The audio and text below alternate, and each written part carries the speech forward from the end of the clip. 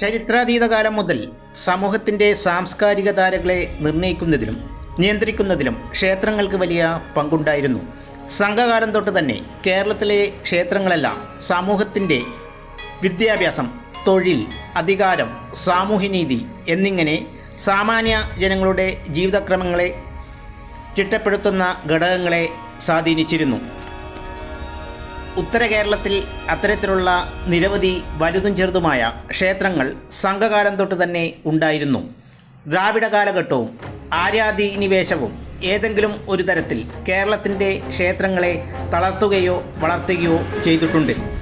ഭൂമിശാസ്ത്രപരമായ പ്രത്യേകതകൾ കൊണ്ടോ ആരാധന രീതിയിലെ വ്യത്യസ്തതകൾ കൊണ്ടോ കാലം ഏറെ കഴിഞ്ഞിട്ടും പുരാതന ചൈതന്യത്തോടെ ആത്മശുദ്ധി ഒട്ടും നഷ്ടപ്പെടാതെ നിലനിൽക്കുന്നവയാണ് ഉത്തര കേരളത്തിലെ മിക്കവാറും ക്ഷേത്രങ്ങളും കാവുകളും. അത്തരത്തിൽ കേരളത്തിൽ അറിയപ്പെടുന്നതും ചരിത്രകാരന്മാരും പുരാവസ്തു ഗവേഷകരും വളരെ കാലം മുന്നേ കേരള ചരിത്രത്തിൽ അടയാളപ്പെടുത്തിയിട്ടുള്ള ഒരു ക്ഷേത്ര സമുച്ചയമാണ് മാണിയൂർ സുബ്രഹ്മണ്യ സ്വാമി ക്ഷേത്രവും കിഴക്കൻകാവ് ശ്രീ ഭഗവതി ക്ഷേത്രവും.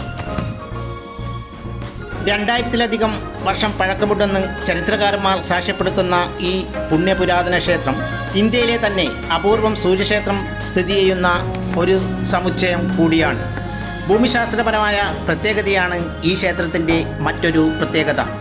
ഹെക്ടർ കണക്കിന് നെൽവയലുകളും തെങ്ങിൻ തോപ്പുകളും കൃഷിയിടങ്ങളും ഈ ക്ഷേത്രത്തിന് സമീപം ഉണ്ടായിരുന്നു.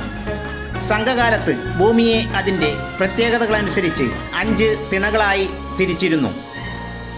ഐന്തിണൈ എന്ന പേരിലാണ് ഇതറിയപ്പെടുന്നത്.